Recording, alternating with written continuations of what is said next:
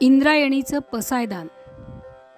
लेखन doctor Santosh Motiram Mulavkar. अभिवाचक doctor संपदा कुलकर्णी गिरगावकर. गतजन्मीचे आयुष्य संपलेले नसतानाही सूर्याने जाणीवपूर्वक पुनर्जन्म घेतला होता.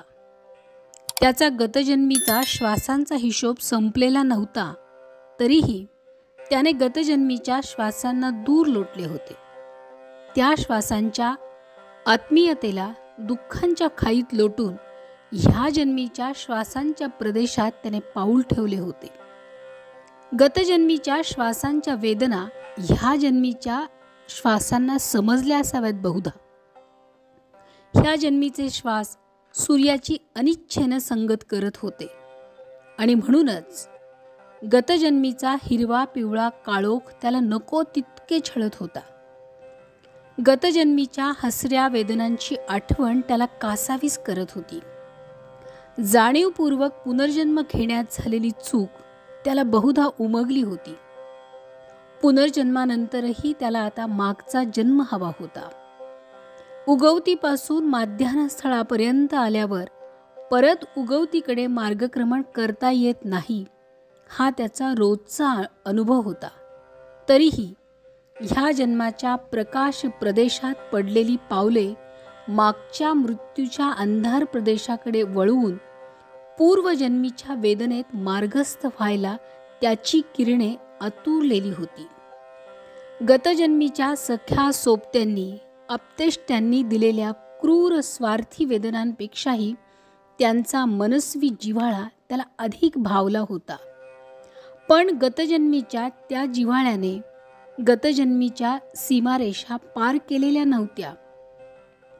त्या क्रूर स्वार्थी वेदनांना मात्र सीमारेषांचा निर्बंध नव्हता.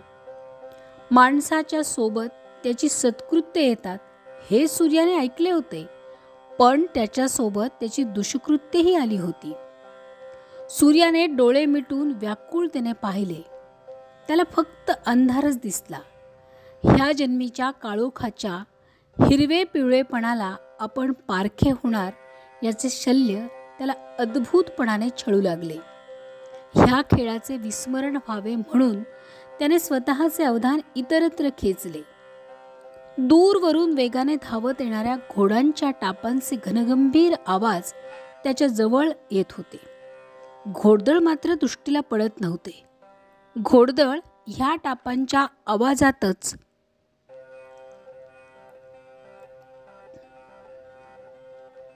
विरून गेले असल्याने त्याला जाणवले आणि त्याला आपले घोडदळ तर गतजन्मींच्या आठवणींचे होते.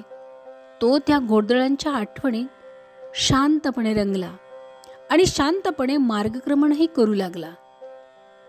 शांतपणे मार्गक्रमण करत असताना त्याला दूरवरच्या उंच टेकडीवर एक पांढरा ठिपका पाण्यातल्या मासळीसारखा सळकण वर येताना दिसला. त्या ठिपक्यातली गूढ रम्यता त्याला अधिक भावली. ठिपक्याचे दार हळूच उघडल्यानंतर त्याला जाणवले त्यातही गतजन्मींच्या आठवणी आहेत. त्या आठवणींकडे पाहताना त्याला सहज वाटले पुढच्या पुनर्जन्मातही आपल्याला असाच ठिपका भेटेल. त्यात ह्या जन्मीच्या आठवणी असतील, पण ह्या जन्मीच्या काळोखाच्या काळेपणाला आपण पारखे होऊ. पुढच्या पुनर्जन्माच्या काळोखाला कोणता रंग असेल? पुनर्जन्माच्या वेळी काळोखाला एक एक रंग असा कमी का होतो? पण कमी झालेल्या रंगांच्या आठवणी तेवढ्या ठिपक्यात उरतात. आताच्या ठिपक्यात हिरव्या पिवळ्या काळोखाच्या आठवणी आहेत. एवढ्याशा ठिपक्याचा सामावण्यासाठी त्या सूक्ष्म झालेल्या आहेत.